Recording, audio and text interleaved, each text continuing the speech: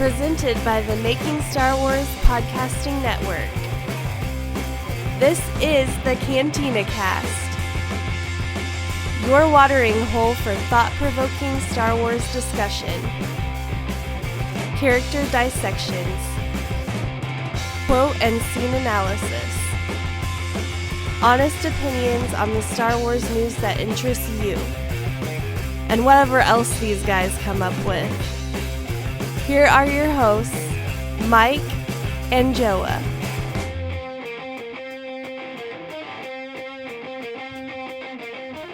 Hello, everybody, and welcome to episode 208 of the Cantina Cast. Tongue-tied as usual. I am your host, Mike, and of course, again, this week, I am joined by Albert. Albert, say hello to the fine folks. Hello, everybody. Hey, Mike. Yeah, go ahead. Sorry, I didn't mean to interrupt you. No, I said hello, Mike. Oh, all right. Okay. I didn't know if you had anything else to add, sir, before we get into a discussion. The good news is Joao will be joining me in the second half of the show to talk about Luke and Vader and how they mirror things and stuff like that. So he has not disappeared. He is alive, and he will be joining me in a little while. But in any case, we got a few things to talk about. We got some Battlefront news. We got the Padme novel that got announced. We're going to get into that first. The poster we're going to get into. And I would say we'd get into the TV spots here, Albert, but we've had several since we got the big trailer. So It's really hard to keep up with it. Nothing too new. It's mostly the same stuff we've seen, maybe one or two different shots, but we'll leave it at that. But in any case, we're going to get into Battlefront II. Now, I know a lot of you guys don't play video games or whatever, our audience here. So we're going to give you the story. We're going to tell you about the story. So if you want to know about the story, we're going to talk about it. So that's your spoiler warning. If you don't want to know anything about the story, you want to play the game, find out about it, then that's your warning. So be warned, when we get into that point, that's where it'll be. So in any case, so let's get into this. We had the Padme novel, which kind of came out of nowhere. This is what I love about the books, the novels, Albert. They tend to just, we get the big things at the cons. Oh, this is coming out. This is coming out. Then months go by and all of a sudden, boom, hey, guess what? We're going to do this. And now I'm a little conflicted with this, with Padme, because I love Padme. She's a great character and she's obviously very important. But I almost like what George did. And he wouldn't let anyone, as Joe always says, he was very protective of Padme. He wouldn't have a novel about her, or this, that, or the other. It was very, it's one of those characters, stuff, but you don't know everything. And maybe it's better that way. I don't know. What were your thoughts? Yeah, no, I think I kind of felt the same way. She's almost right up there with Yoda in terms of what people are allowed to say or speculate or even write about. And I think, going back to your point about the novel just kind of coming out of nowhere, I think we've seen that more recently, like the Canto Bight thing that was out of nowhere. And we've had a number of other novels, but for this one particularly, I think the first thing that came to mind was where are they going to do this? Like, what era of her life are they going to take the approach of, because when we meet her in Phantom Menace, she's pretty young, so there's really not a whole lot there unless they're going to get into her parents and all of that. And if they decide to go with anything after episode 2, well, then we're kind of floating in that Clone Wars territory, and we got a lot of story and a lot of content there. So I'm kind of curious as to where they're going to land this novel, or maybe it's just going to kind of span over maybe a number of different story elements, kind of like they did with maybe the Luke storyline. The only two things that I would think of, I have a feeling it's going to be very similar to the Leia young adult novel that we just got, where it's kind of in that realm, but I think maybe it's after the Phantom Menace. Maybe they got that 10-year gap where they can explore at least. That's probably where they'll go, kind of the same thing. I imagine, because she'll be a teenager at that point. So, that's right around, I want to say 16, 17. That's around where she would, you could explore there. But again, like you said, it's that you got a kind of a small window, I think. I could be wrong. I mean, I'm interested where they'll go. I don't know. I'm not sure I really want, it's like that whole thing with Joe and I want to say back in the summer, we were talking about, with the Obi-Wan, with the whole speculation with the next spinoff and this, that, or the other. They're going to announce the Obi-Wan thing, which we all assume at some point they just haven't done that or whatever. And we said, we want Obi-Wan, but you know what? That doesn't necessarily mean we should get it in a sense because of the character.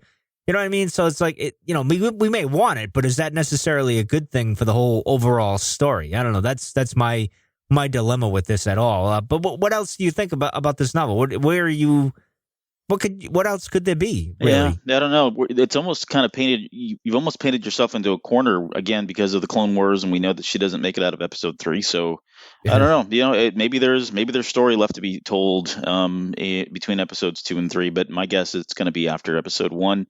And then, of course, there was no author announced, or no title, or no even. I don't even think there was really a time frame outside of next year at some point. But maybe that wasn't even announced either, now that I say that. But so yeah, it's all I guess we'll see. But I'm excited about it. I'd like to see more of Padme, and I know she's a very beloved character, and she's gotten a lot more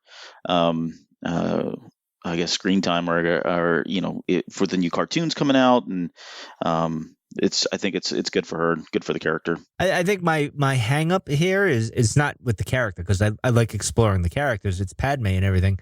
I think my hang up is, okay, can we get post Return of the Jedi stuff? Yeah. Which we're going to get into, thankfully, in a little bit here. Yes, but anyway, we are. Moving on, we got AMC Dolby Theaters had the Last Jedi poster that came out. Now, it's nothing too spectacular. It's more of the same, just characters positioned in different ways and stuff, but it's relatively the same. We see Rey's got her big cut, with the blood that we always tease in Discord. We always talk about it. But there was one interesting little thing that you kind of found, or, well, maybe someone else did. I don't know. I just saw what you did in Discord, and you got it right here in the notes, where we know one of the figures is Rey. The other one we assume is Luke.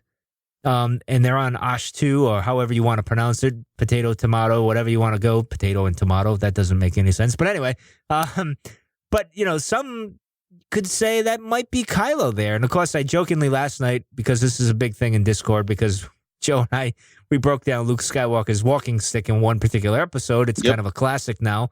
I said, we're going to have a walking stick battle. And everyone in Discord and everyone that jokes about it's going to get a good laugh about it, because they get the inside joke if that happens. But I don't know. It looks like there's more of a cape to this figure than what we see with Luke. So this is why I think maybe it's Kylo and Rey looks like she's about to fall. I don't know. What are your thoughts, sir? Yeah, you seem to be laughing at me. Well, I guess I don't know. Go ahead. Yeah, it looks funny. It does look like she's just about to, fall off the side of the cliff there. And he's completely, whoever that person is, he or she, is standing completely erect, and they look like they're unfazed in any way. So it's kind of an interesting stance that they're both in, really. So I think, my opinion is it's Rey and Luke, and Rey is using her staff, and Luke is using maybe that prod, or that cattle prod. Maybe it's the walking stick. I think if it was his lightsaber and she was using that staff, that would make a whole lot of sense. Correct. And that's the thing with Kylo. And it doesn't look like Kylo's saber, but right. It's on the side. But anyway, continue. No, I've seen all kinds of theories about who it was, to be honest. Snoke, so yeah, it's probably Snoke at the end of the day. But yeah, it is interesting. And I think they purposely put that in there to kind of throw us off, because it's so small. It's so, it's completely consumed by all the other characters in the picture itself. So it did spark up a lot of debate, both on Twitter and Instagram. I know we posted it. We teased that little picture of it and just kind of jokingly asked, "Hey, who's that on the mountain there?" And it did spark up a lot of speculation. So it was a nice little surprise. And this poster itself, I think, is personally my favorite poster, even though it is, like you said, they've moved some people around. I don't know. I just like the layout better. I think it's my favorite. And I really kind of wish this would have been the actual theatrical poster, as opposed to, not to say the other one's bad, but I don't know. This one kind of reminds me. It feels more Star Wars-y to me, if that's possible. I'm looking at this, and next to Kylo, where the TIEs and the X-Wings are going, does that look like two suns?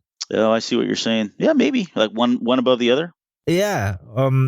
I don't know, but maybe I'm wrong there. Maybe I'm just seeing things. I don't know. Everything is deceptive with me, so I don't believe anything that goes on in these posters, trailers, anything. You throw anything out there, until I sit down and watch the actual movie, I'm not believing anything. Maybe it's a Death Star. Maybe no, because it's too bright. But anyway, all right. Well, let's get into what we're all here for. So again, spoiler warning coming up. First, we're going to talk about the multiplayer in crategate, I guess you could call it, which is what Albert's calling it. We'll get into it just a tiny bit, not too much, because at the end of the day, I think Albert and I really don't care all that much. But anyway, we'll talk about it because it's what everyone's talking about. So let's get into this, Albert. So the multiplayer thing, now I've been playing a lot of the multiplayer stuff. That's the first thing I dove into. I went into that. I wanted to level up my heavy class so I can get it up as high as I could be because I stink as it is, and I wanted to get as much as I could because I had as little time as I had a lot of time actually playing. But that's going to end soon because we got a lot of things to come over, coming up in December and everything. So, but anything, what are your thoughts on?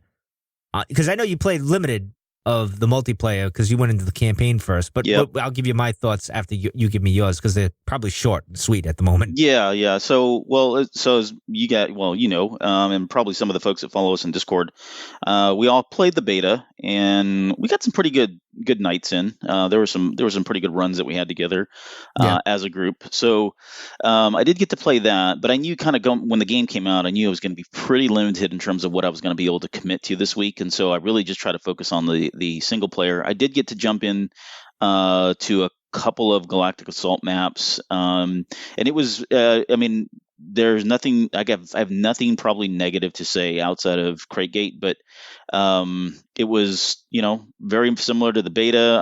I didn't play enough really to accumulate very many points or level up.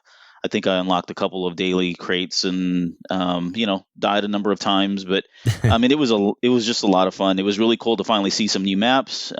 Quickly realized that I'm still not any better at the controller than I am with the keyboard and mouse, but that's okay. But yeah, it was fun. It was a great time, and you could tell. The servers. I was really surprised. I was worried that we would have performance issues and all of that, but it played really well, and I was on some. I actually won a couple battles, which was really good. So I've got a lot more to do in it, and I think I'm very. I don't even know what level I'm at right now, but so I've got a lot of work still to do on it. But I'm excited. I can't wait to get in there with you and Joa and some of the other guys and girls and start playing some more. Yeah, I'll say this about the map. It's funny because I got better as the last few days progressed there as I played the last few days. But that first, I remember Joe and I, which we were the only crazy people up playing. Oh, yeah. I remember. I saw it. I got to, let's see, I came home. That was a crazy day anyway. I had a lousy day and I wanted to get some sleep in early so I could play. Like Joe, we were going to play at midnight and then go till I go to work in the next morning. But it was a lousy day. So then I got maybe 2 hours of sleep. My wife was watching Dancing with the Stars, so I couldn't really fall asleep right away, and I had to listen to that nonsense. But eventually I got to sleep, and then I woke right up, and I played into the morning.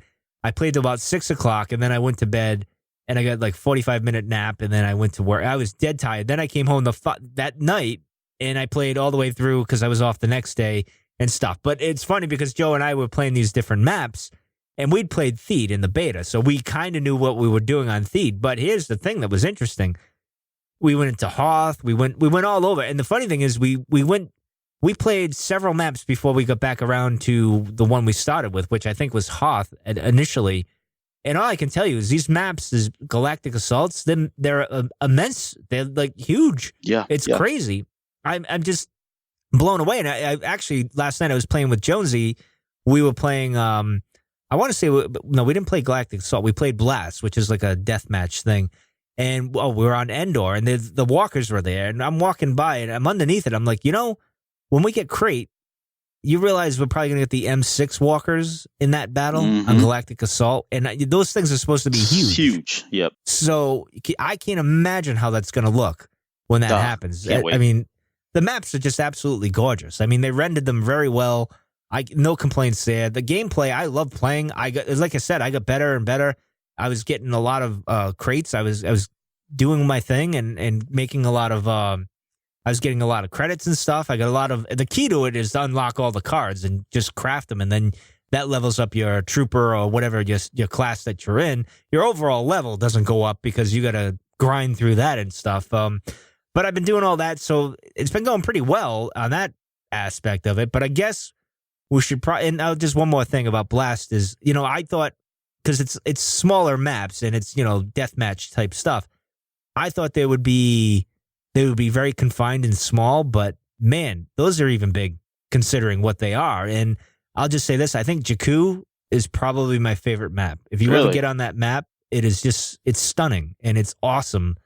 I really like it myself. But let's get into Loot Crate and all that entails, because there was a lot of complaining, a lot of heated debate with Indiana Jim and Crawley and Discord and others. And I think you and I were like, ho-hum, okay, we really don't care. We just want to play the game. Yep. I'll say this before you maybe mention what happened before we came on air and stuff is, for me, the way I was looking at it is, okay, they know there's a problem. The people have an issue with it. Okay. And I'm not saying that they didn't have a gripe, because yes, in a way there was a good gripe, especially with grinding out to 60K in credits for Vader. That was a little bit much, and they did lower it down, which is not bad.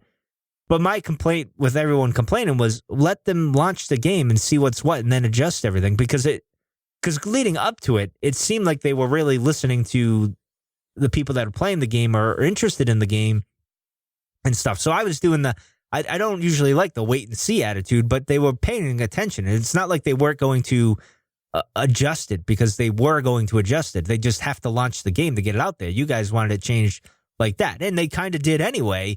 And obviously now, before we came on air, they're changing it completely. I believe you posted something. I didn't get it officially and see it.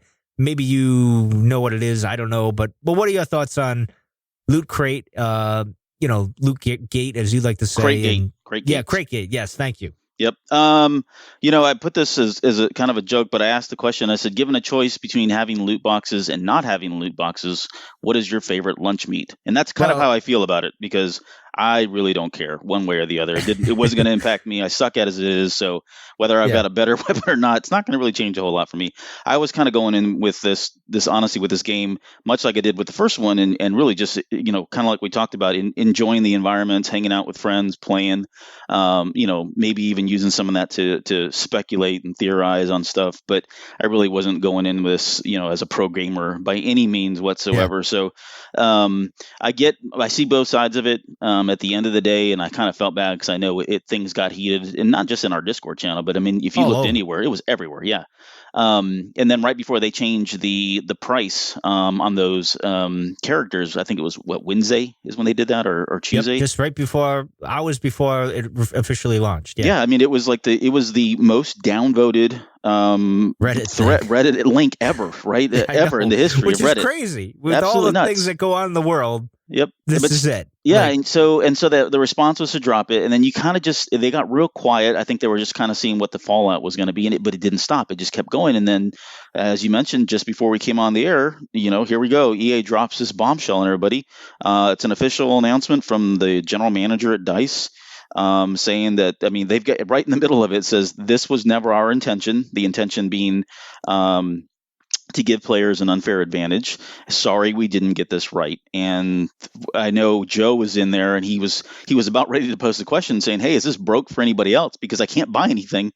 I can't buy any loot crates. I checked it out. I was able to do it. I don't know. After the show, I'll have to check, but continue, sir. No, yeah, and that may be the case, though. I'm not sure. There may be some time that it takes for replication to occur or something. Who knows what that is, but yeah, they essentially just pulled the plug on all this, and they're going to reevaluate it. And there was a lot of cheering going on. So I guess people got what they wanted at the end of the day, or at least some people did. Yeah, and I don't know. I just wish it didn't get as heated as it was getting. I mean, I know, like I said, I've always said, you add Star Wars fans and gamers, and you can put the two together. It's like a bomb going off. It's crazy, to say the least, with all that stuff. So.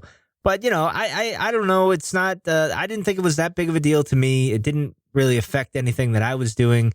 And I didn't have an issue with it. I mean, I was enjoying myself. I was having fun. And like you said, the big thing is for us to get together. We all get on and play the game and have fun and laugh and poke fun of each other and how awful I am, or, you getting 3 kills on me when you probably shouldn't and stuff like that. So that's where the fun is for us. Now, I get the complaints of other people, but, I mean, personally, I think what happened with this whole loot crate getting yanked as of us going on air right now is the fact that they have a problem legally with people in Europe or countries in Europe, and there's this gambling aspect thing to it, and I don't think Disney and Lucasfilm, EA, and DICE want to even go near that thing. I don't consider it gambling, buying these purchases in games and stuff, but other countries and that might think that way, and even over here in the States, they might start looking into things. I think it's because of the kids aspect, so they don't want anything shenanigans. It's almost like DraftKings type stuff, where they're just going to jump in and take a look at it. But there's really nothing like that going on here. I mean, I could see how some people would look at it that way, but in any case, that's why I think they officially yanked it. Not so much with the other stuff, but I could be wrong. That's just my speculation and based on world experience. Not that I have a lot of it, but anyway, let's get into the good stuff. Let's get into the single player campaign, which was your highlight. And I got to say, I was pleasantly surprised. It played like you would expect it to be. The story was good overall. I thought there was a few conflicts, but turns out it's not really that at all. So I'm not too worried about it. But let me hear from you. You jumped into this first? Actually, a bunch of you did. You did. Indiana Jim and Crawley, our friend from Bad Gamers Anonymous, not Bad Gamers, and stuff like that. So you guys jumped in, and Joe and I were like sitting on Wednesday and Thursday, like, well, why isn't anyone playing with us? But anyway, you guys all jumped into the campaign. So I was more excited about the single player. I mean, I love you guys, but I really wanted to get into that single player just because, first of all, I'd read Inferno Squad, and I kind of got vested in that book, to be honest. Yeah. I thought Chrissy Golden did a really good job, and you and I had talked about it, and I think you guys mentioned it at one of the shows already. But so the book in itself, the characters I really liked, all of the people involved, all the actors and the actresses, Janina especially, we'd seen a lot of interviews from her, and then the writers, Mitch Dyer and Walt Williams, they had some, Walt Williams had some previous game writing experience, and Mitch Dyer, this was his first foray really into video game writing. I think he'd come from IGN or something, but anyways, I was really excited about all the talent they had put together. So for me, it was just kind of a no-brainer. I figured, well, I heard it was going to be a short campaign. I'd rather jump into it and not get spoilers because I knew they were already coming out even before the game had launched, right? We were kind of talking about them. But well, yeah, you kind of posted it and Joe got upset and, like he really wanted to get into it. Like you of all people, Joe, come on. But anyway, go ahead. Continue. No, that's fair.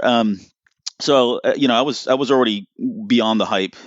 So, I jumped in and kind of like what you said, I was really, really happy with this. It's probably, I haven't really had too much time to digest it all because I just finished it last night myself. But it's probably up there. It's got to be way up there for me in terms of Star Wars video games. And not to say that bar is super high, because quite honestly, it's not. But this is a new level, and I think and the way they did a lot of the things, right? I was curious as to how they were going to first off integrate the characters coming off of Inferno Squad, and I knew it was going to start somewhere around Return of the Jedi. And I had seen that, Kylo Ren was going to be involved. And so we got a pretty long span of time here. But then I was hearing, well, the campaign is really short. So I thought, okay, well, this is either going to be super rushed and maybe I'm hoping it's not going to be choppy. And all those expectations were just, not even true. I mean, the bad expectations were not met. So they were all good expectations. I thought the storyline flowed really well. It was iterative for anybody that was learning how to play the game. So, it kind of walked you through that, that basic stuff that you would get in a single player campaign that teaches you how to play the game. But that seemed all natural. It didn't feel forced. It didn't feel like, oh, I've got to do this tutorial piece, or they're making me, use this ability or use this button that I'm probably never going to, or it's not my play style.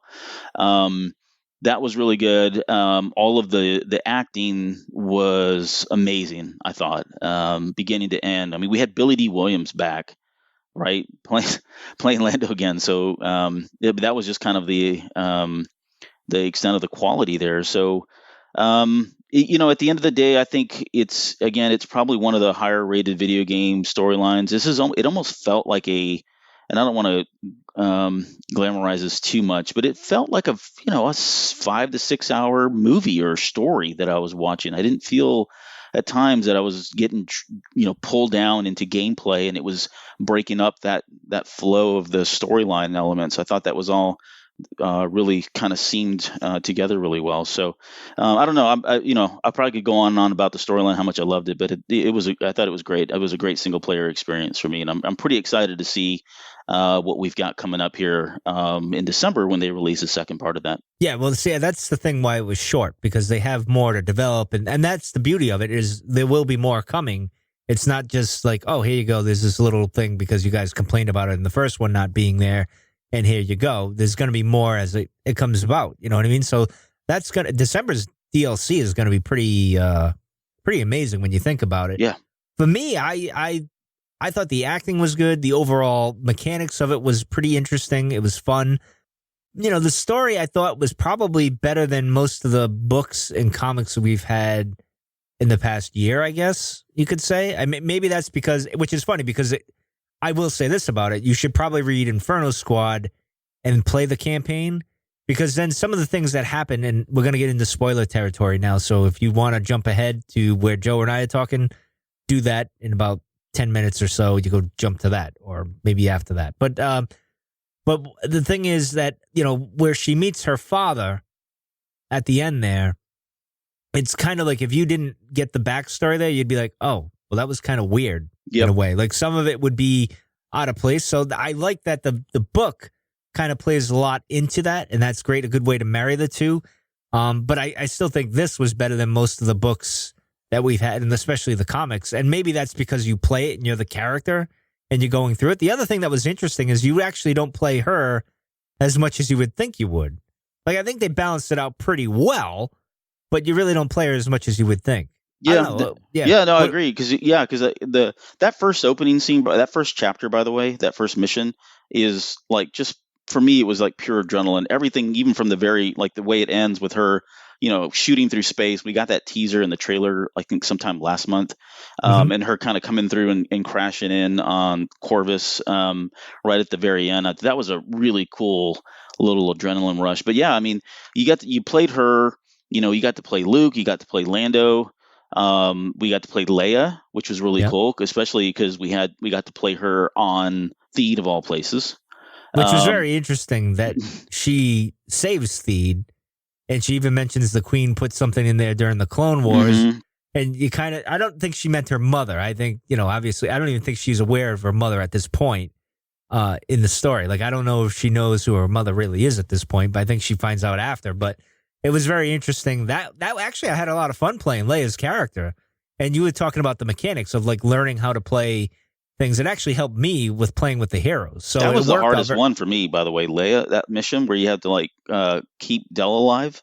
I don't know how that was a bit. That was a pain. Actually, the worst one was anything space combat for me. Was was just, here we go. What can I blow up with blow myself up with today? It was a bit. Actually, the last one on Jakku. That was a tough one. So, but let's get into the story part. So, you know, what stood out most for you? Again, we're not going to cover everything because, I mean, we'll probably forget a few things. But I just, what are your thoughts overall? Yeah. So I actually went and just kind of ranked some of these things, and my number 6, and I won't go through all of them, but my number 6 was what you'd mentioned, was I called it Garrick's redemption. I don't know if he was really redeemed per se, but that's Iden's father. And at the very end, that mission Until Ashes, where he just suddenly, you know, he's sitting there on the ship, he's going down with the ship as an admiral should. She shows up.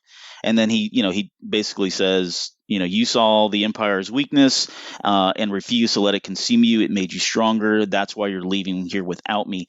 And that scene, I thought, okay, we're going to get this really emotional kind of, you know, come with me, Father. I'm here to save you kind of thing. Maybe, you know, like Luke and Vader. And we don't. Right. We get that even if you watch the hands when she reaches for his hand and they pull away, it's not even like a slow pull away. He like completely releases in. Yeah, he yanks his hand away. Like, and even though in that moment he's basically saying, "Go live your life, you know, be free, survive. Don't, you know, this is not you. You have your own life to live," kind of thing.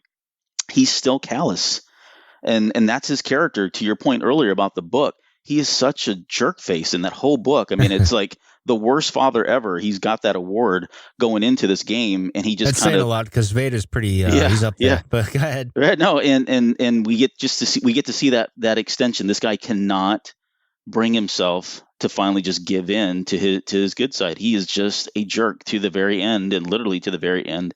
So, anyways, I thought that was a really good scene. Maz is still creepy. I'll just leave it at that.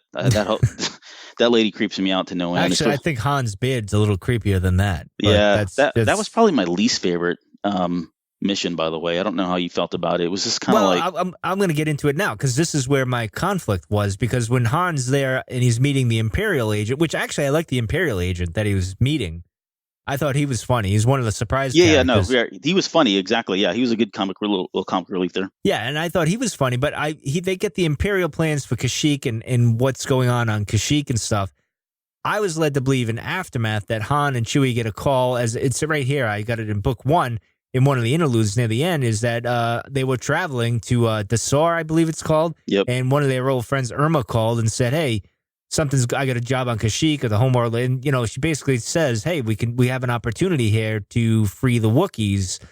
So that was interesting. And I'm like, well, wait a minute. He just got the plans from this guy, but I think maybe he got the plans from the guy, and then it would spend a couple of months, maybe 6 months after that, and then this person gives a call and says, "Hey, by the way, this is going on here. You want to come there?" And then, there was a bit of confusion because, as I mentioned to a few people, I said, and they mentioned to me, "Oh, well, wait a minute.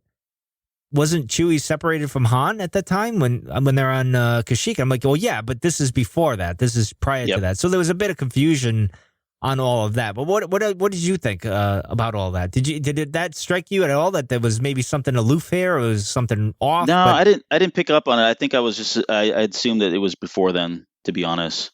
Okay. Yeah. But what else you got? Yeah. So we got to talk about Shriv. Shriv. We need more of him. We like definitely more Carmel, more Shriv. Shriv is amazing. And I think you saw it. I posted as a Cantina cast, and I mentioned Mitch Dyer, Walt Williams, and Dan Donahue, who's the actor who plays him.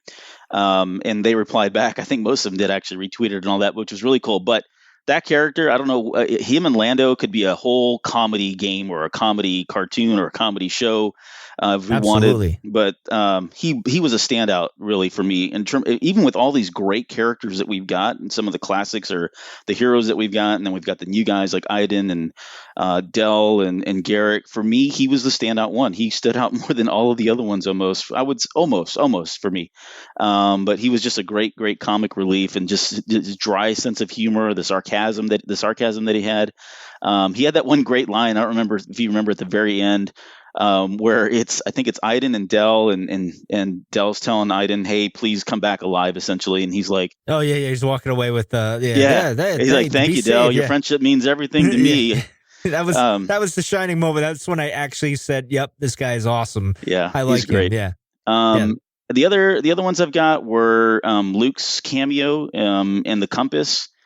I was so excited about that compass, and it was that was my favorite mission, actually. Yeah. Joao wants more of that. I know he said that was his favorite. I mean, Luke looked a little weird rendering wise, like his face just didn't look right to me.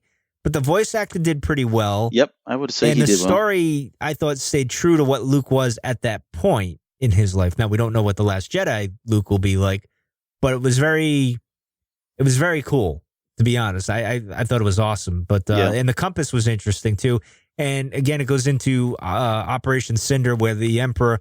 I was watching one of the YouTube video game guys, and he was talking about the story, and he seemed to think it had plot holes and it was disjointed a little bit. But he admitted you probably need to read the book to get a better understanding of things. And I was thinking, well, you need to get into Aftermath and at the last book there, Empire's End, where Operation Cinder's taking place. And I told Becca earlier today, well, it reminds me of what Hitler tried to do, like with Paris, like burn it all. No one can have it if I can't have it, so I'm going to take it all down. And that's kind of what the Emperor's orders were at that point, is like, you're all coming with me. Yeah, basically. Even Vardos, which was shocking, right? I mean, he just torched that place. Exactly. And Garrick was like, yeah, cool, we're cool. And then, she's like, what are you doing, dude? This is our home. And then, that whole thing. But continue, sir. No, so just quickly going back to the compass, it was our first look at the compass. We'd seen it teased, I think, in some of the little play school toys or whatever, Yep. but we'd never really kind of seen it with any good clarity. And this was the first time that we did. And I was really hoping there would be more to it, and instead I got absolutely nothing. There was nothing. It was the Christmas story moment where it was the little Annie decoder ring, and I got the crummy message Exactly kind of thing. It didn't mean a whole lot. So now we should tweet that to them. But this is what we thought of that right. that point of it. Actually, Joe and I were joking when we were playing the other night, and we were saying, because he was talking about it, he goes, this is probably something they wanted to tie in with The Last Jedi, and then you might see Luke pull it out and look at it, and that'll be it. And then we're like, no, we want more, but there won't be any more. Yeah. But continue. And then Iden Versio, I'm kind of going up. This is my number 2 now. Iden Versio, she's one of my favorite characters now in Star Wars, and again, maybe it's just because of the novel, and then obviously this game, and then just knowing Janino, how invested she is in this character.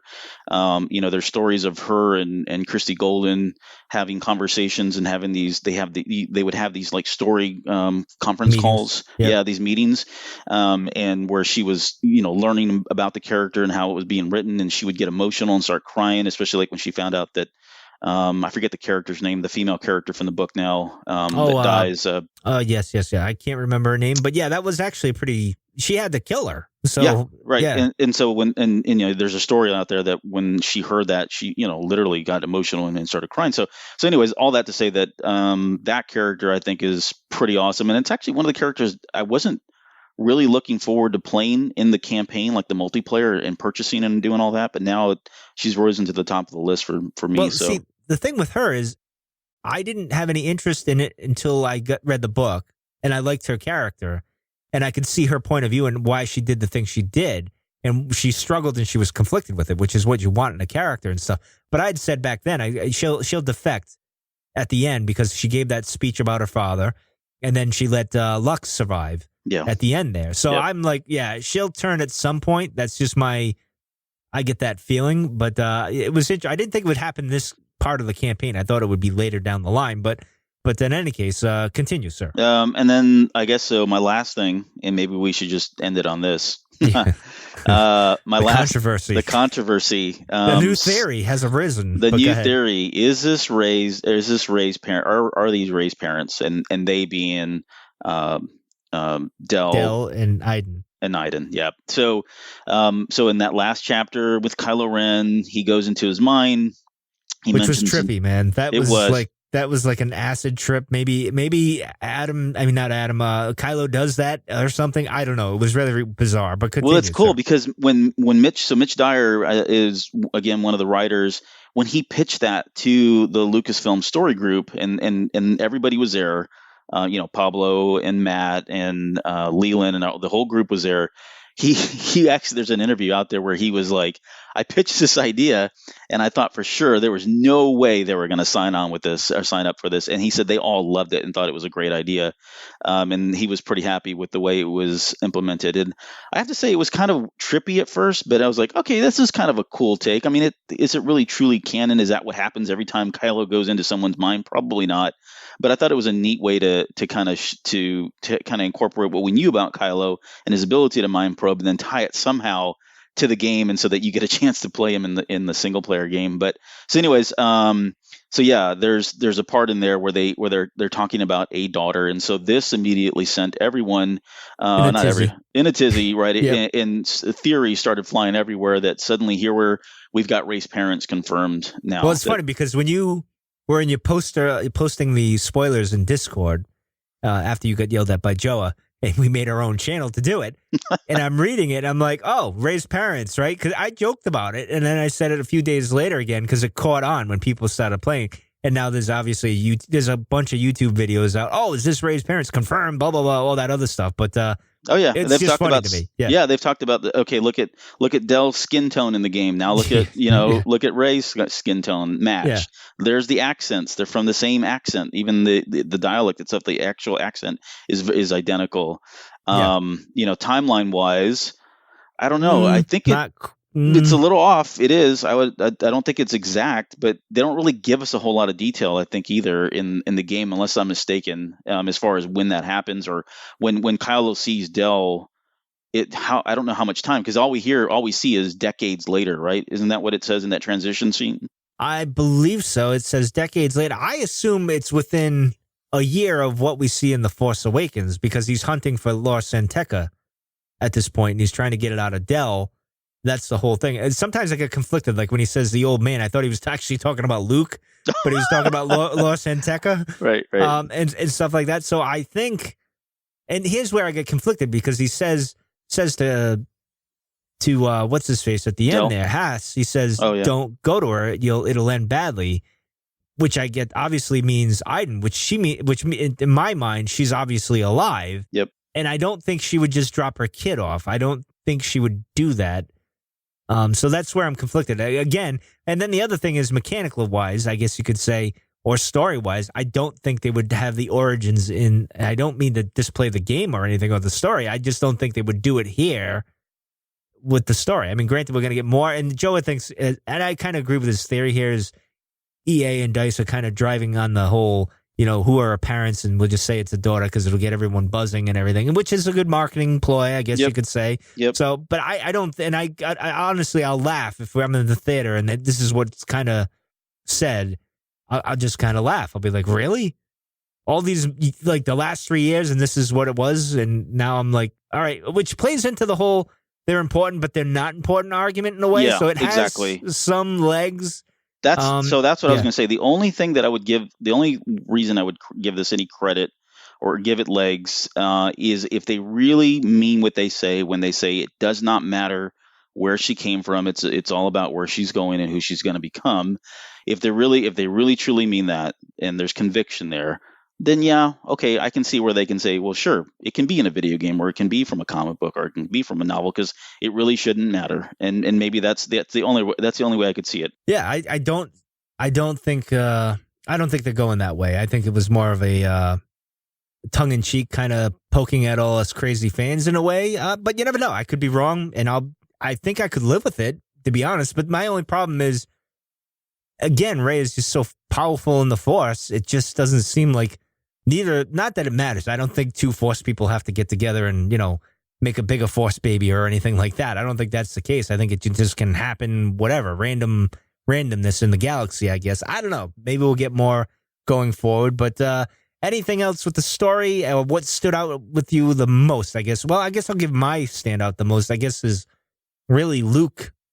Playing Luke and seeing Luke again. I don't know. It's this nostalgia kicked in, and a little bit of R2 there when he's first on Pelio, which is interesting, that planet there. And I'm sure there's going to be more going. Of course, now we got Operation. Yeah, go ahead. I was going to say that planet came up in the Adventures of Luke Skywalker novel, correct, if I'm not mistaken.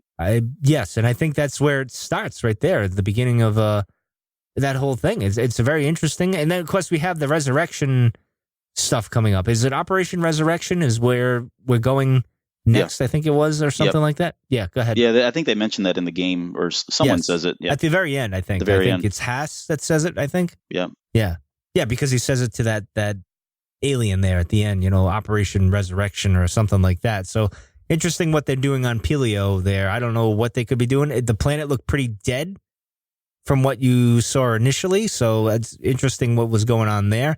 But that's all we got really for this moment with us here. We're going to transfer over to Joe and I in a moment. But what are you looking forward to looking ahead, I guess you could say? And then we'll just wrap this up and we'll go over to Joe and I. Yeah. So I think for the game itself, I'm looking forward to the multiplayer. I'm looking forward to the gaming sessions. For those of you guys that are listening, if you want to join in the Discord channel, we've got everybody's gamer tags listed there, so you can add us as friends.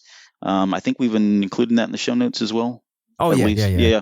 So you'll see that in there. So please, if you want a good group to join and hang out with, and if you want to shoot Mike and Joe all day long, this is the place to come. Albert's killed me 3 times at least. So, yeah, I mean, it's possible. I think it had actually only been 3 times, but thank you. I appreciate you saying that. Yeah, yes. Well, I got to give you credit. Yeah.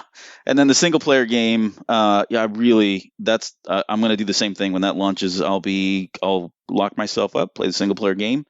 And I can't wait to see how this all plays out. I think it's a really cool storyline. I think they did a great job. Excellent. Well, thank you for joining me again, Albert, at the beginning of the show here and manning the fort with me, or the cantina, if you will. But we're going to transfer into Joe and I talking about some interesting things with Luke and Vader.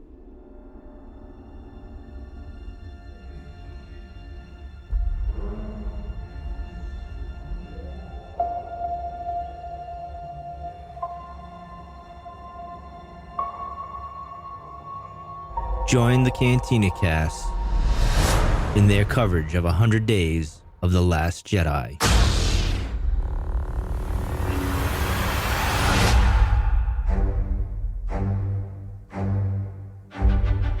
Reveals, surprises, whatever it is, he's saying it's not on the level of I am your father. Well, It's not going to surprise anyone. it's not, because we've heard all the theories, so nothing is going to be shocking. As the most powerful Force user ever in The Last Jedi. And Luke did something she doesn't... I don't necessarily agree with that, Mike. I don't think that it means she was there. I think she's seen the future. Okay, she's strong in the Force, obviously. Like Luke says, I see a city in the clouds. He had never been the Bespin, but he saw it. True. So I think that's a good point. I think that's where it's going. I mean, not to discredit you or anything, but that's a good. It's a good.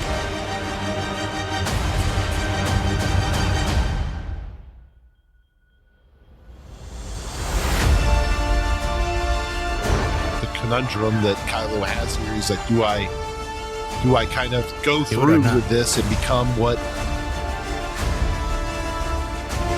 them? And I hope that his rivalry with Phasma, I hope they have a good fight. It looks like it's going to be a pretty epic fight.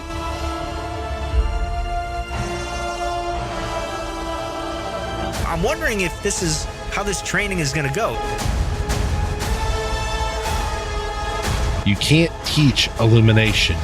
You can have different clues how to get it, but if a person isn't willing to paddle his own canoe, he's not going to get across the river. And I got that from The Hero's Journey. The Cantina Cast, your home for thought-provoking Star Wars discussion. All right, now guess who gets to join me to discuss a mini topic and some Patreon questions is I'm joined by my partner in crime, my co-host, Joao. It's good to have you back on the show. Say hello to the fine folks. Yeah, after missing 1.5 episodes, I guess maybe people were starting to wonder if I was coming back. I made some veiled cryptic tweets or something, and I guess got a couple of people riled up. Not in a bad way, but so anyway, yeah. No, that was other people. You did that with other people. No, I'm just that was a long time ago.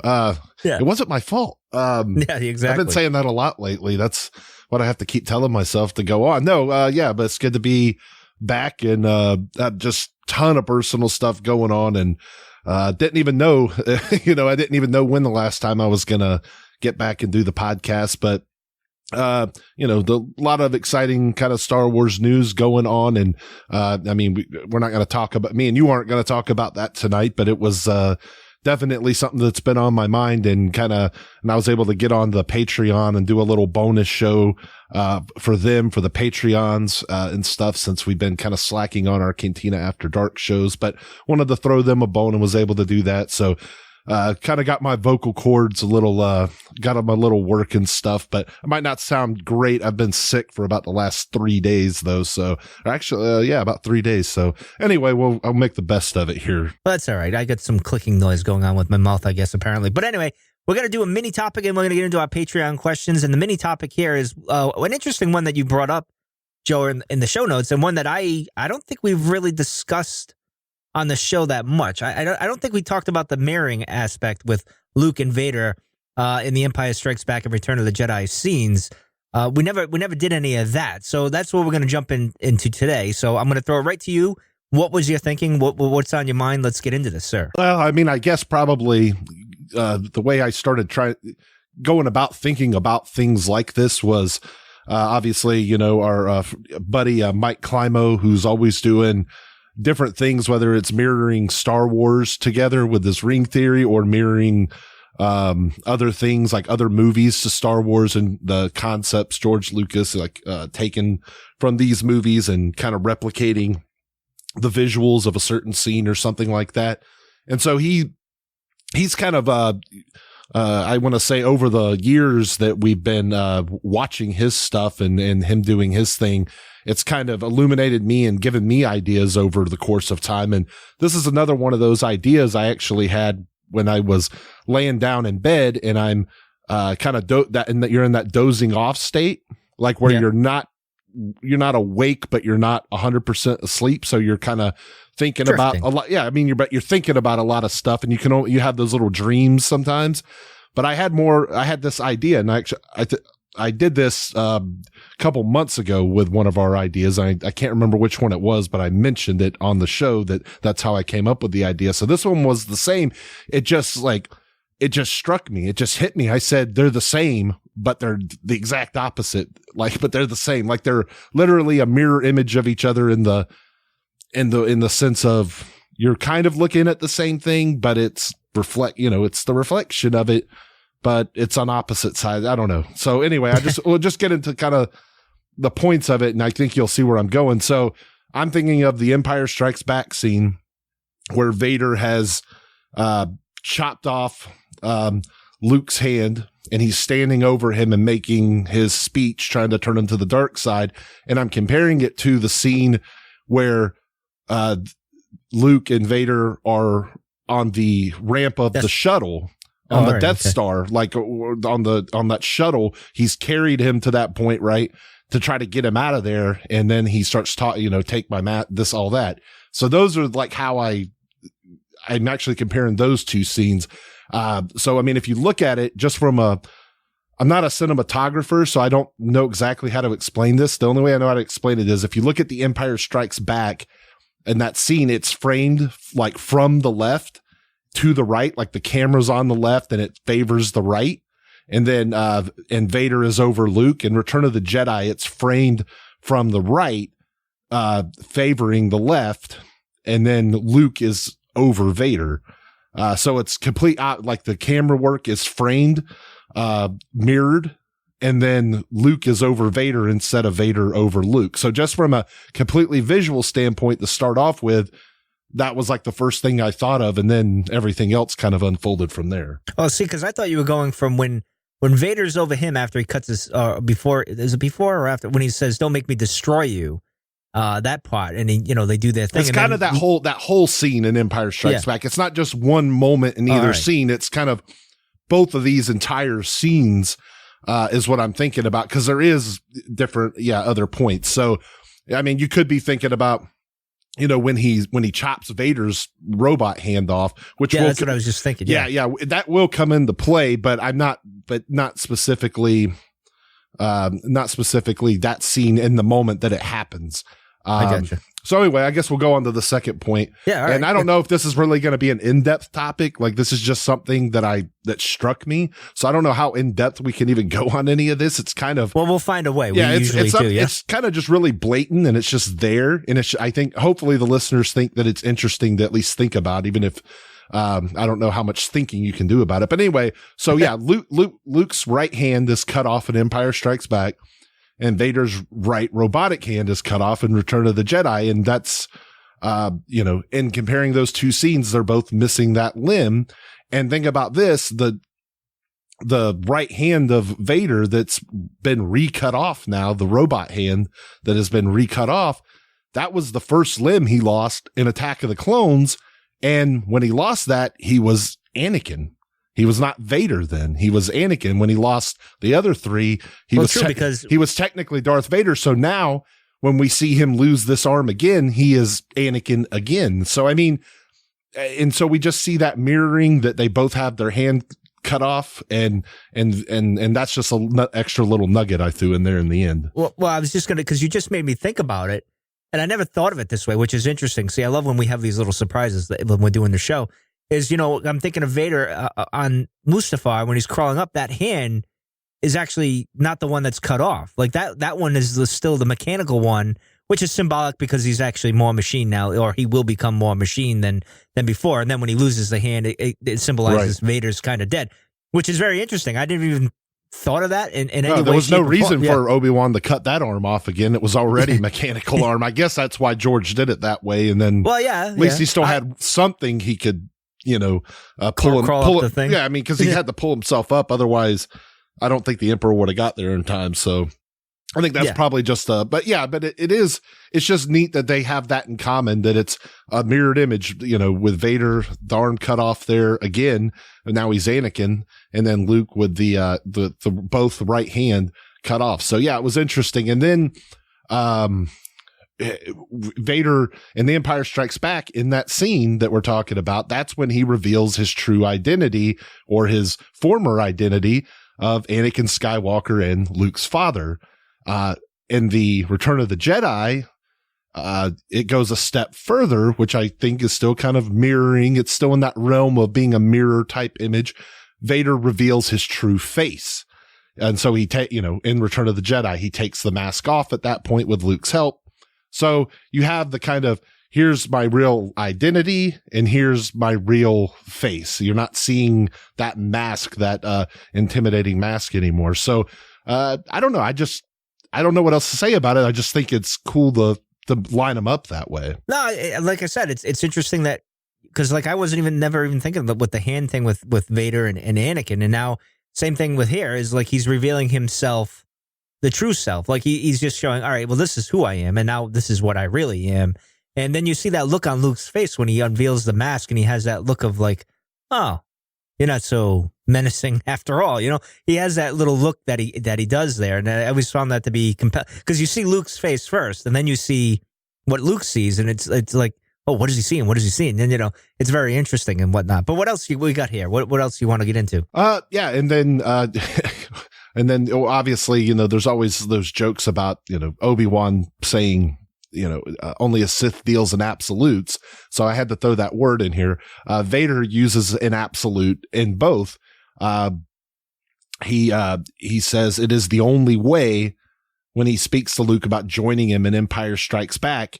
And then when Luke says, but you'll die, and he says nothing can stop that now. So it's kind of like these definitive statements he's making in both scenes. It's the only way, nothing can stop that now. So it's just another one that I was trying to just replay the scenes in my head and trying to pick anything that matched up. It's almost like when you have those, when you have the words on one side and the answers on the other, and you're just drawing lines to try to match up the answers. It was like that. My daughter does those things at school. Yeah. She matches the pictures with the word or whatever. It was like that. It was trying to match things and see if there was a connection. So it was I don't know if that's a good thing. If to do it that way, is that natural way to think about things, or am I going to, or am I reaching here? Am I going too far with this and bringing this up? Now, I think it's pretty cool. Well, it's simple and it makes it easier to understand. My question to you with the absolute thing, Obi-Wan says an absolute,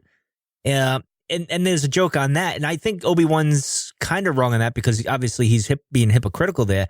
But when it comes to a deep philosophical question, like Anakin said, he says it's the only way, that you could say, all right, that's not really the only way. But when he says nothing can stop that now, he's accepted his fate and the fate of everything and all this other stuff, and he's finally let go of things.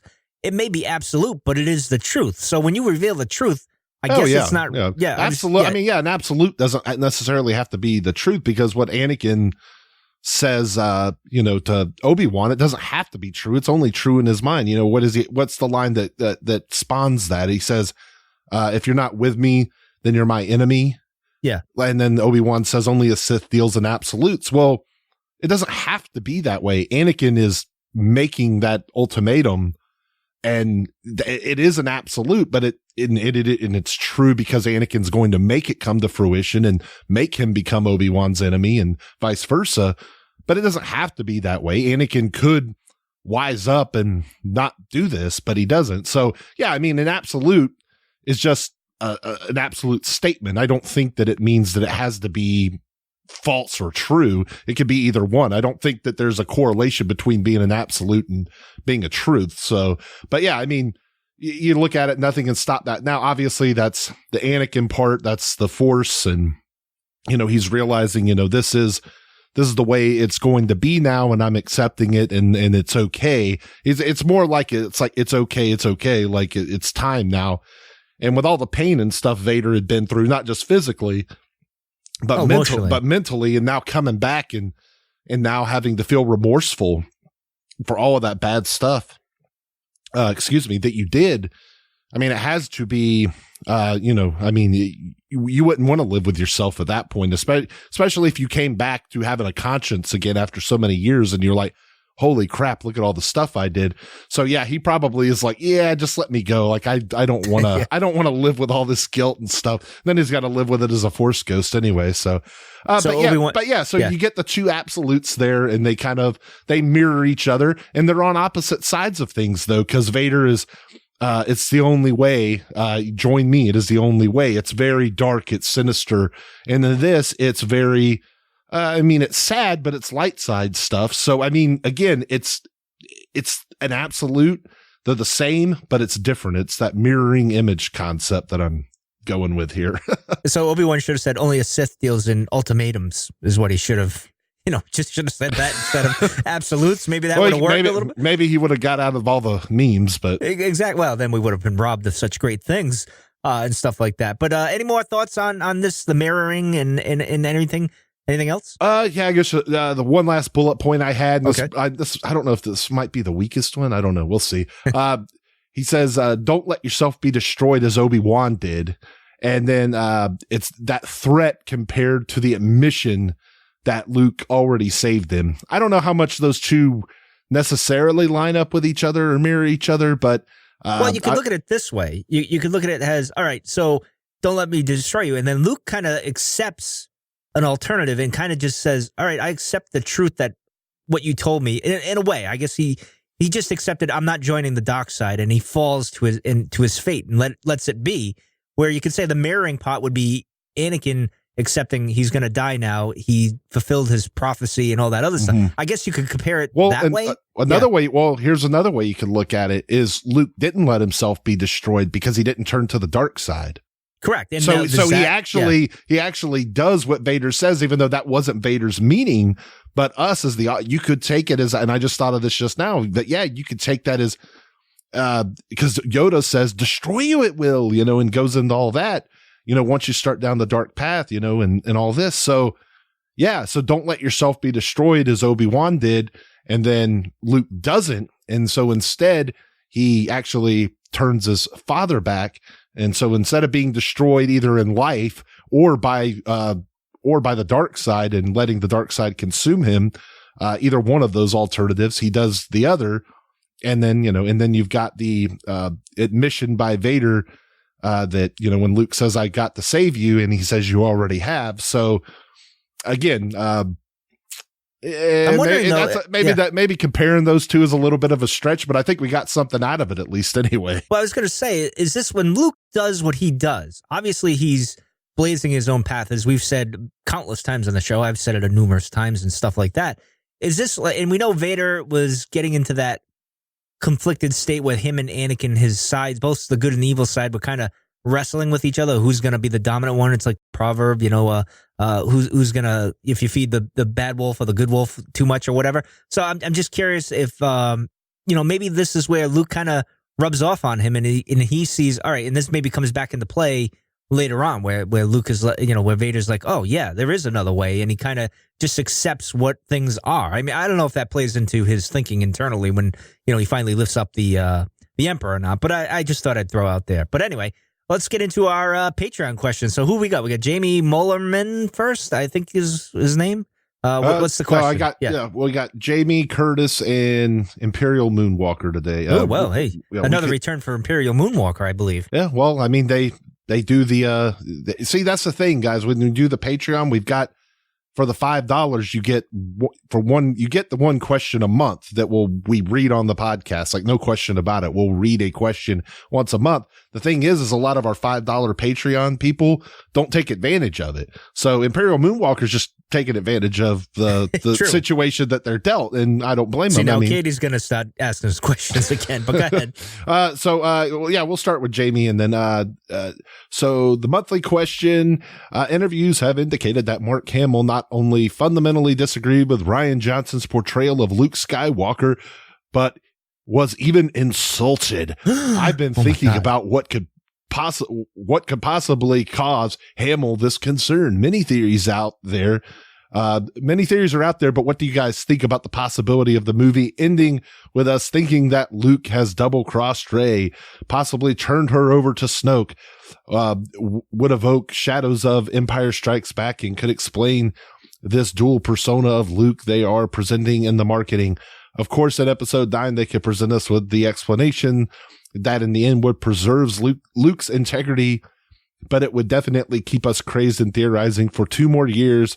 I would love to hear your thoughts on this. Well, there was that last episode, where we mentioned Mark Hamill's comments, where it was in this Disney magazine or whatever it was, I can't remember, where he said this isn't an evil version of Luke. So he kind of clarified that a little bit. But I would say, as I've said on the show the last handful of months, Joe, is where I'd said, I think we're going to think Luke is evil, but he's not evil. He's just doing what he thinks is the right situation. And maybe to us as the audience, it would appear evil, sort of, and not the Luke that we remember 30 years ago. Yeah, go ahead. I mean, I'll say this. I mean, just because you're not a hero doesn't mean that you're evil. So, and I know at one point, Luke was a hero. So, I mean, we'll see where where it goes with this. I mean, he was a hero. Wasn't just a good person, and did the right thing, moral guy, whatever. No, I mean, he was all that too, but he was a hero. Now, maybe he's not a hero. Doesn't seem like he is, not at the time anyway. So then, but that doesn't necessarily, inaction, I don't think, makes you an evil person. Maybe some people will disagree, especially when you start talking about standing up for political rights and things like that. I mean, I've heard accusations of things like that before in real life situations where it's like, well, if you don't say something against this, then you're for it, kind of idea. So just because Luke isn't, and I'm getting to a point with that, is just because Luke is not actively fighting the First Order, it doesn't mean he's for the First Order. You know what I mean? Yeah. He just wants to stay out of it, now maybe you could lay some more blame on him than maybe you would a regular citizen, because it's Luke Skywalker. You have the power to change things, to influence things, to right the ship here. And basically, from what we gather, I mean, with everything, he's not doing that. So I don't necessarily, and I think maybe that's where Hamill was coming from, is like, would my character really just kind of go into self-exile and not do anything and just, I mean, I make the jokes in Discord, and it is complete jokes. I called Luke Yella, and with an a Yella with an A, Yella, for the Southern draw in it, try to get that effect with it, but it's a complete joke. I don't really mean that, but I do like to, ruffle people's feathers when they're getting on their Luke Skywalker kicks and stuff like that. Of course, I love Luke too. So, I mean, it's obviously just all, in good fun. So, I mean, but there is that question, is Luke, I don't think he's scared. I don't think he's a coward, but so, yeah, I mean, I guess to get, I guess to get to some of the more specific questions in here, I don't see him.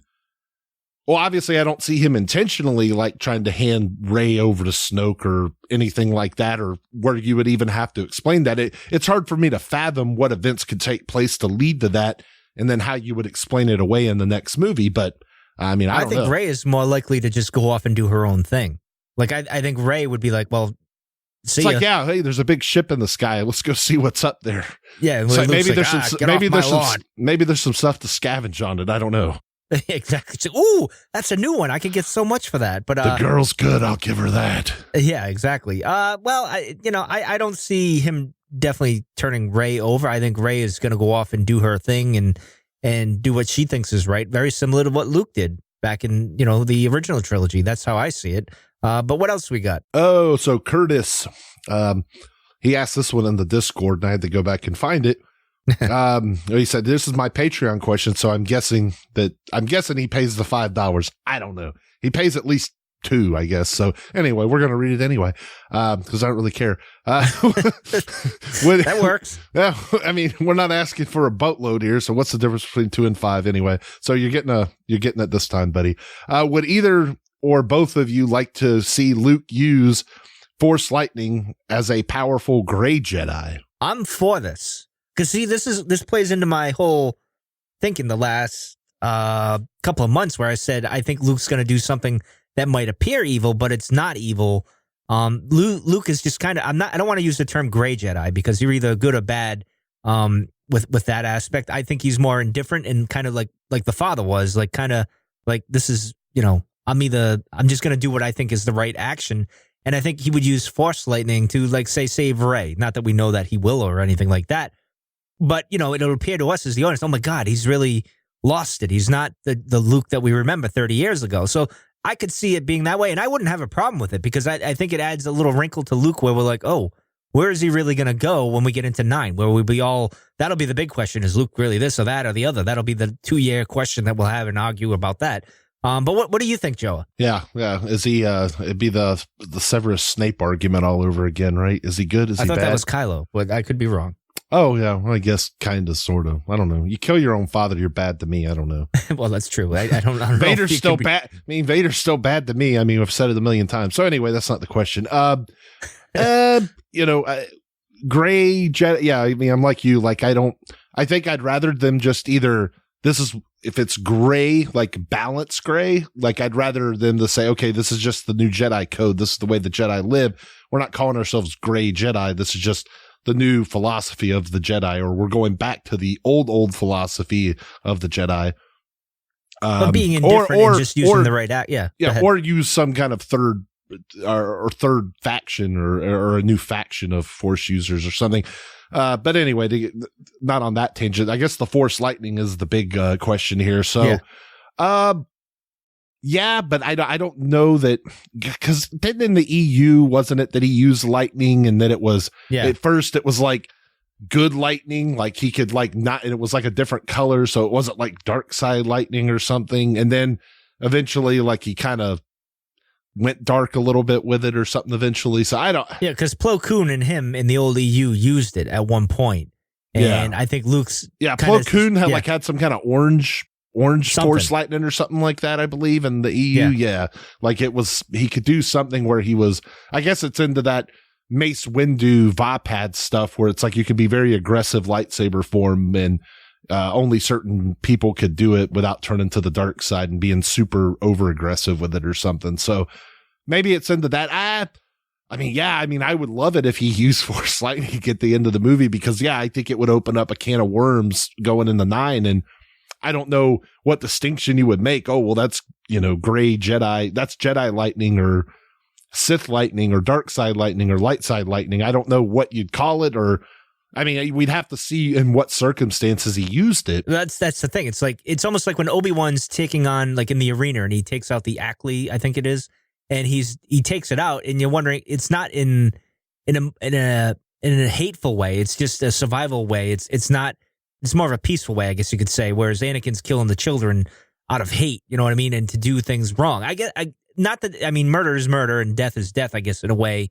And maybe this is where we see Luke at this point. Like, I'm not getting involved because it's wrong either way. You look at it. The Jedi are just as wrong as the Sith or the dark side and the lights. You know what I mean? Like, so he just plays it. I'll be indifferent. I'm not going to get involved. That's how I'm seeing it. I guess it would open up the canon question of, is lightning only specifically a dark side power? Because I don't know if it's ever been, if anybody really knows what he did to that Gamorrean when he walks into Jabba's palace. He force choked him. That's how I see it. I mean, that's he holds it. I don't know if he mind tricked him and like the Gamorrean's just so simple minded that it scared the crap out of him. Well, because one goes to his throat, so I assume he kind of. Maybe it was a put. Yeah, I don't know. I guess I could explain it away as like some kind of a mind trick or something. Like Luke put a vision in his head or something, and like he backs up and he's so scared. He's just kind of like when you get scared, like you might grab it like your kind of collarbone area. Yeah, maybe. And you're like, oh my God, like I could explain it off as that. I know that's ridiculous to like try to explain it off as that because it's obvious that he was just force choking the guy. So he's 8. That's what you're saying from Stranger Things? But he was so not dark side in that movie. How was he force choking him unless force choking is not a dark side power? I don't know. Like that's, it would open up a can of worms with that is Force lightning. Now in the canon or the old EU, like they had rules for all this stuff, but now like this hasn't been specified. Like we don't know if something is Like, they're blurring the lines like now. Kylo's got like the force freeze thing, force stasis, whatever you want to call it. I mean, couldn't a Jedi use that and that would be okay? But I don't know if going in probing into people's minds would be. No, that's definitely dark side. But then again, you can make the argument with the mind trick. It's the same thing. You're probing in someone's mind. Yeah. That's bad action. You know what I mean? Like that's. Yeah. I guess it all comes down to the intent behind it.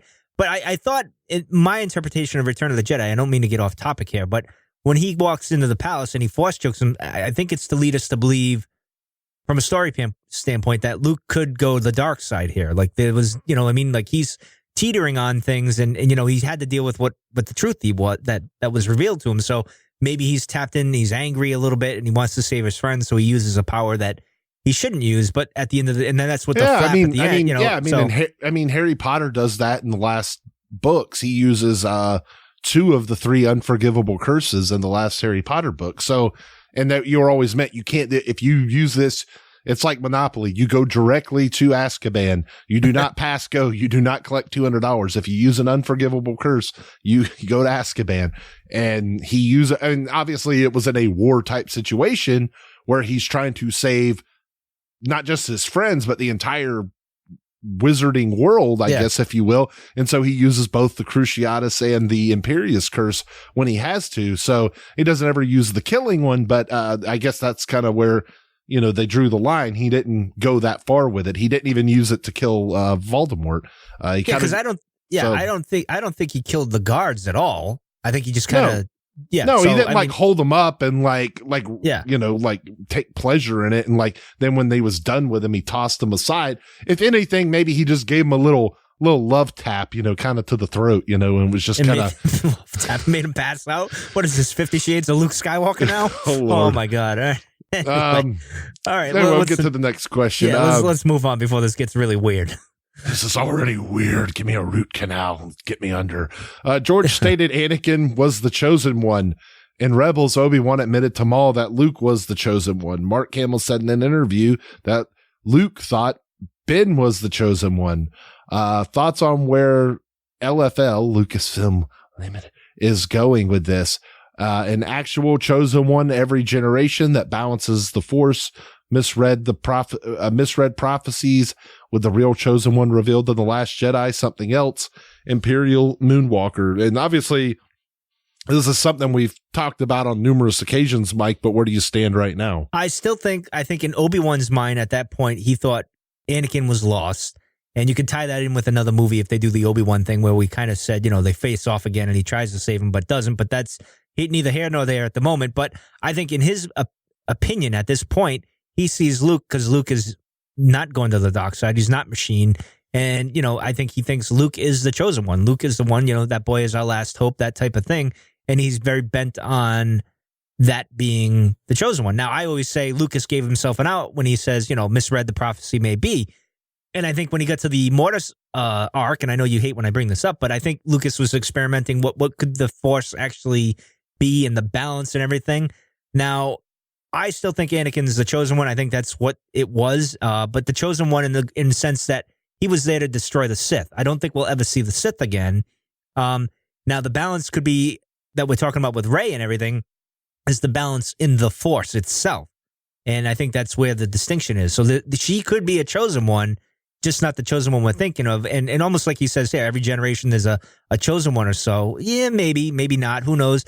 The other thing is maybe that, and I've said this before, and my wacky theory, I even said on the bonus episode about the Rian Johnson and the what's coming up ahead and all these other things I said with the TV show and everything. I said, well, couldn't it be the fact, or actually with the Mark Hamill thing, with his comments about Luke himself, I said, well, maybe Rey is here to take out the Skywalkers and bring balance that way. Because as I've often said, the Skywalkers are an anomaly based on Plagueis and Insidious doing what they did. If you go back to the Plagueis novel, which we all kind of love and everything. So yeah, that's kind of how I stand with it. You could do it a few different ways. As far as I can tell right now, Anakin's the chosen one based on destroying the Sith. Going forward, balancing the Force, because obviously it's not, right? It had to reawaken because the dark side's pretty powerful and had to reawaken the light side to get the balance going. So I don't know, Joe, what are your thoughts on all this? I mean, I'm torn. I mean, I personally like my theory that it's the chosen family. And which I like too. Yeah. Well, I mean, and that would go into there being a new one every generation, kind of in a way. I almost don't know if there needs to be one every generation. I think it's more, well, we're just going to keep having them until the job is completely done here. And so I think, I think Anakin fulfilled part of it. Maybe. I mean, I think this is how you could explain it away. Like he destroyed the Sith part, but like I've always said, and like, you say with the misread thing, like at first in episode 1, they talked about bringing balance to the Force. Correct. And then they talked about, and then Obi-Wan's yelling at him, you were meant to destroy the Sith, not join them. So where's Obi-Wan's point of view that's kind of out of whack at the end of the day when you think about it. Maybe. But is that George's point of view at that point, that's what the prophecy was? So when they made this ancient prophecy, so the Sith were around the Jedi then, and they knew about them, or, it's totally possible, but I'm just saying that the Jedi, going back thousands of years, obviously they would have had to have known at that time about the Sith to make a prophecy specifically saying we're going to destroy the Sith one day. So I guess that's my point, is where I guess you could, I don't know. It's entirely possible that the Sith and Jedi have been fighting for thousands and thousands of years, which the old EU and lore and stuff like that would lead you to believe. But at some point, there wasn't a intermingling of the two, you would have to believe, because it had to start at some point. And so that means if it had to start at some point, there was a period of time where it wasn't going on. So the prophecy contradicts that whole argument anyway, because it says we would have known if the Sith had returned. Then in Kudamunde says, well, we would have, they've been extinct for a millennia. Well, obviously not. You didn't see this coming. So I don't think that at the end of the day, I don't think the prophecy was really about, I think it was misread, because some of them, like Obi-Wan, saw it as the Sith, not so much as the balance in the Force, which I think Yoda was getting at the end there. Like Yoda was more into studying and the philosophy of things, and he went off into his retirement there. I guess there's a chance that that there is another prophecy that they're going to introduce, that I don't think so, but and I guess that's where they could be going with the Ben was Luke thought Ben was the chosen one. So if Ben's not, is there no chosen one, or is it Rey, or is it the same prophecy, or is it a new prophecy? I guess you gotta ask that question, even though I don't think that they're just going to. I think it's too late. And I know it's only the second movie in a trilogy, but I think maybe you needed to already introduce that, maybe. And now it might be too late. Maybe not, though. Because they're reintroducing the old prophecy at this point, so I guess it's not too late to reintroduce introduce a new one per se. So, I don't know. It just seems to me, everything even before Mark Hamill had made those comments in the Entertainment Weekly article about Ben being the chosen one, or what he thought Ben was the chosen one, and this and that. We were already wondering if the prophecy was going to come into play because of the initial teaser trailer and things like that, because they said the balance, and we saw the books, and we were like, okay, is one of these books the Journal of the Wills? Do one of these books have the prophecy in them? Is this what Luke was going to look for? So we've been asking this question for way before the Entertainment Weekly stuff came about. And then when Luke, Mark Hamill, Mark and Luke, whatever, it's the same name. It's the same person at this point. As Carrie would say, yeah. When Mark says this in Entertainment Weekly, it just added more fuel to our theory, that, okay, the prophecy is going to come back into play. And I think I went back and actually listened to that episode not too long ago. And I know I was pretty excited when I could hear the excitement in my own voice, going back and listening to that they were going to bring this back into play, because not necessarily that the prophecy thing was so well done in the prequels, but it's almost okay, yeah, let's flesh this out a little bit more. This is exciting, and we're bringing in some of the prequel aspect to it, and we're kind of really combining all the movies together at this point, and really making them all kind of really fit together even more than they already do. So, I don't know. Obviously, as you could tell, I don't have a strong opinion one way or the other how it's going to go. I still lean back to my old original theory from, I think it was 4 or 5 years ago when I just said, the Skywalker family is kind of this chosen family, and Anakin being born kind of created it. He was born of the Force, and anything that's kind of, after him, it still has his blood in it. So, I mean, it's that bloodline of the Skywalkers that is, carrying on that's like so super strong, and kind of the galaxy, is waiting for them to save it. But in the meantime, it's like kind of suffering in the wake of the Skywalkers at the same time. Yeah. And I think with Luke, Luke had a mission in his mind when Yoda says, pass on what you learn.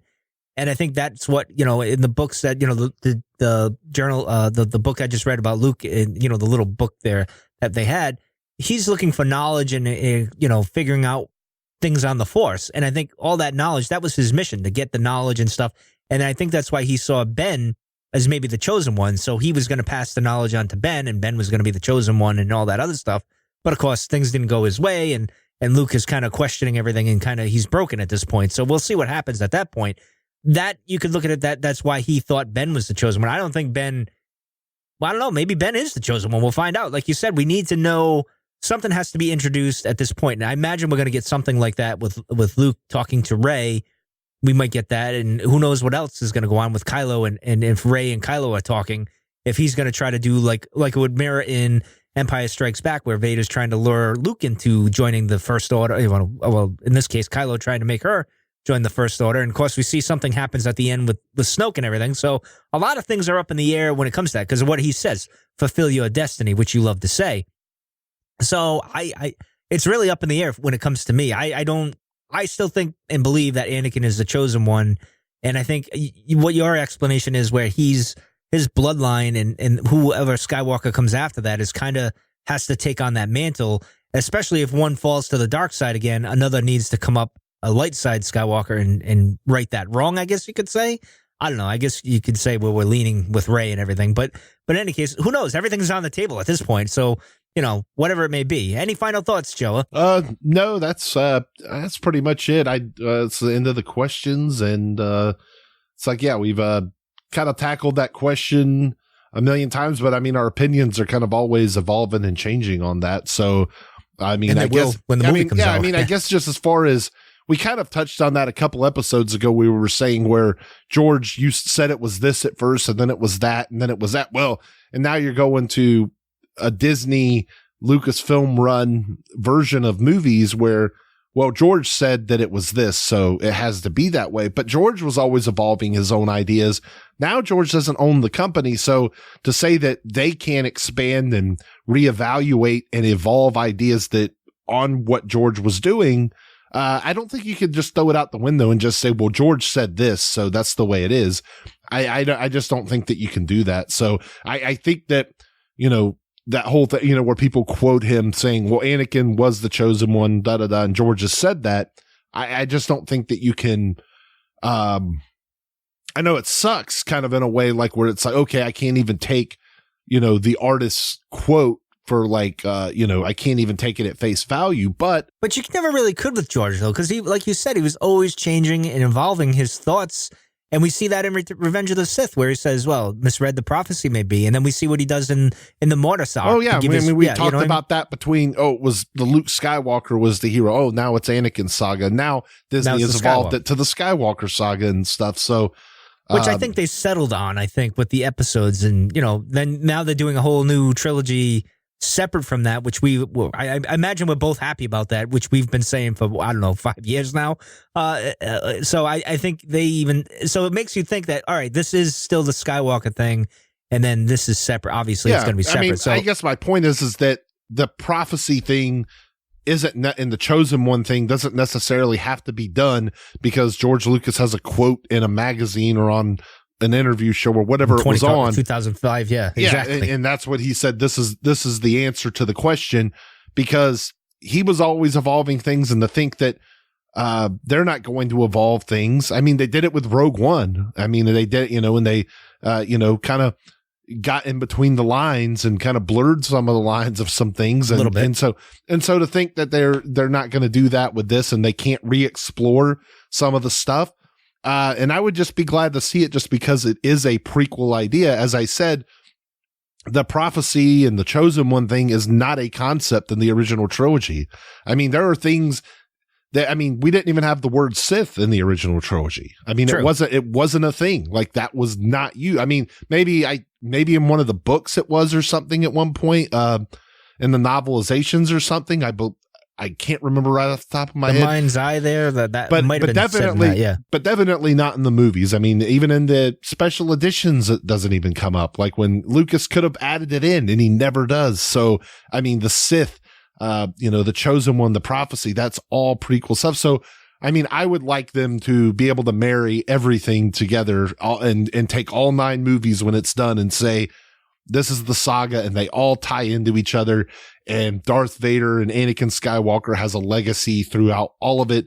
And it's the Skywalker line and the chosen, da da da da da. So that yada, would be yada, yada, yeah. Yada yada yada. That's my final thoughts on it. And we're getting so close to The Last Jedi, and hopefully we'll find out some answers. And so hopefully that's and so we'll kind of know if we're going in the right direction or not, at least as far as our opinions on things. Exactly. All right. Well, that's going to do it for tonight.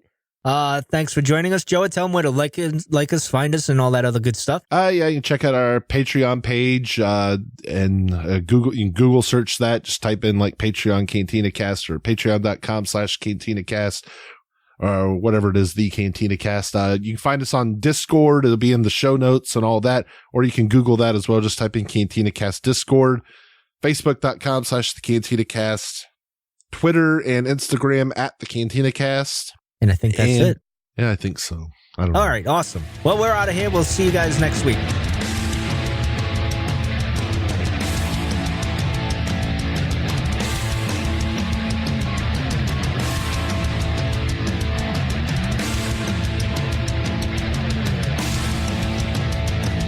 You're still listening? Wow.